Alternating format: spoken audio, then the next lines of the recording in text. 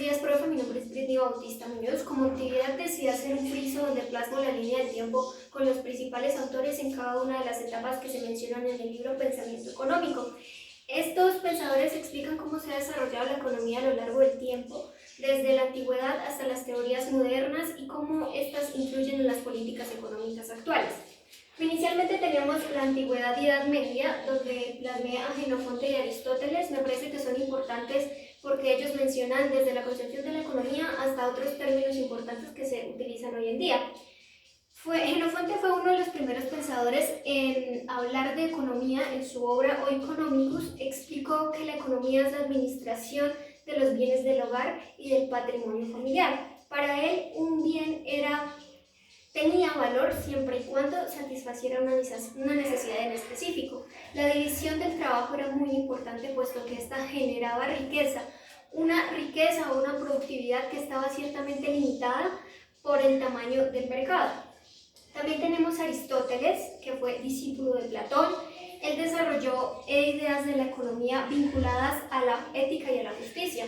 Utilizó el término crematística para referirse a las actividades económicas y sostuvo que la producción debe orientarse al consumo y también a la autosatisfacción. Además, distinguió también entre valor de uso para satisfacer las necesidades y valor de cambio. Clasificó, esto es un aporte muy importante porque clasificó los bienes necesarios en los bienes de lujo y también hizo la clasificación de la actividad económica en el sector primario, secundario y terciario, que es muy importante porque ahora lo utilizamos para verificar qué tipo de productos tenemos para realizar la actividad económica. Por otra parte tenemos la etapa preclásica.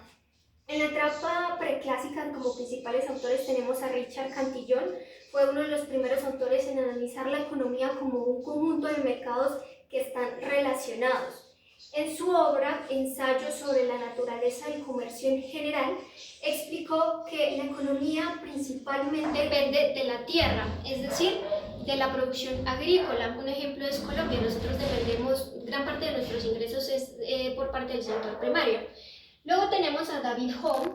David Hume criticó el mercantilismo y también desarrolló un mecanismo denominado precio-flujo monetario, según el cual ante un superávit comercial que aumenta el dinero, aumenta los precios internos, pero se da una disminución en las exportaciones y ante un déficit sucede totalmente lo contrario. Este proceso genera un ajuste automático en la balanza comercial, que es básicamente lo que nosotros vemos hoy en día. Por otro lado tenemos a Francois Quesnay. Él es líder de la fisiocracia, elaboró el Tableau Economique, un modelo que muestra cómo circula la riqueza en la economía y es considerado un antecedente primordial del equilibrio general. También tenemos la economía clásica. En la etapa clásica, como principales autores, tenemos a Adam Smith. Él es considerado el padre de la economía moderna. En su obra, La riqueza de las naciones, estipuló que la mayor riqueza de un país es la división del trabajo, la acumulación de capital y también el libre funcionamiento de los mercados.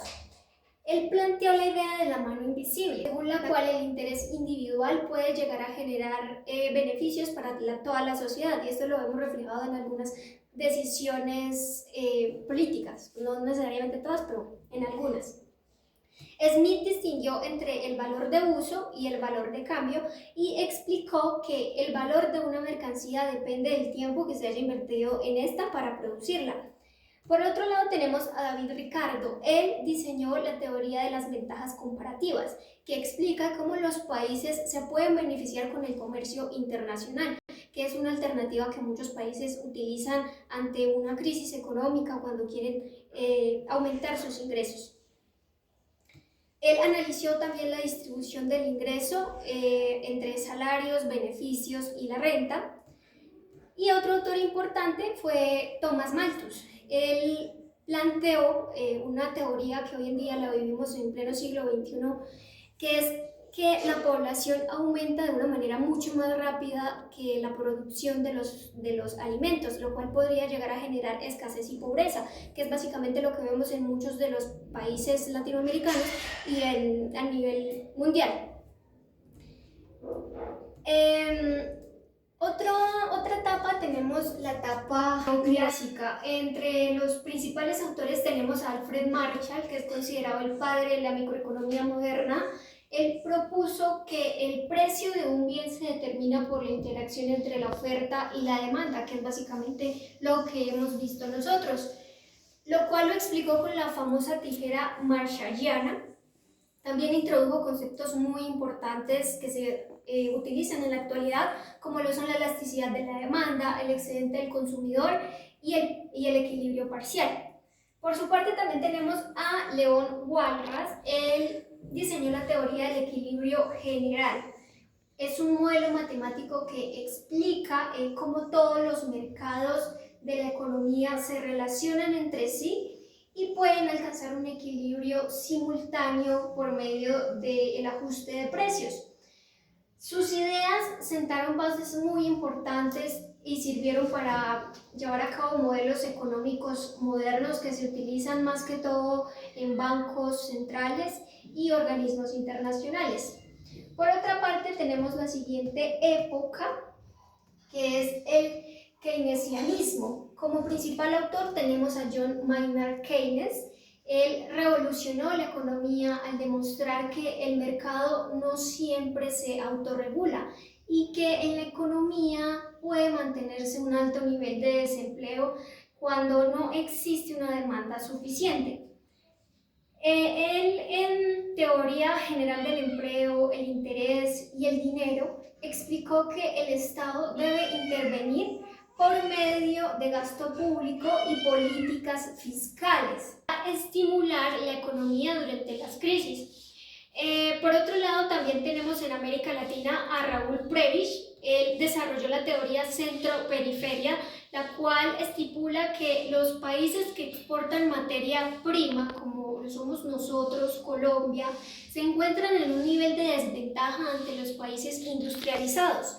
Por ello, propuso una solución mediante la industrialización por sustitución de exportaciones. Posteriormente tenemos la etapa del socialismo, cuyo principal autor está Carlos Marx, quien criticó mucho el capitalismo mediante la teoría de la plusvalía, que hace referencia a cómo los capitalistas se adueñan del excedente que genera el trabajador cuando él únicamente tiene el salario mínimo para su subsistencia, y cómo esto no solamente afecta a la clase obrera, a la clase baja, sino que también afecta a la economía en todo el país.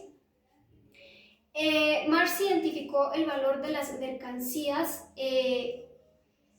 estipulando que este reside en el trabajo socialmente necesario que se invirtió para producirlas, y estipuló que el capitalismo pues finalmente enfrentaría ciertos problemas por la explotación obrera y la sobreproducción. Y finalmente tenemos la etapa del neoliberalismo, que es una corriente económica que apoya mucho el libre funcionamiento del mercado, la propiedad privada y la mínima intervención del Estado. Uno de los principales representantes está Milton Friedman, quien desarrolló el monetarismo, que explica cómo la cantidad de dinero en circulación influye en la inflación y en la estabilidad económica.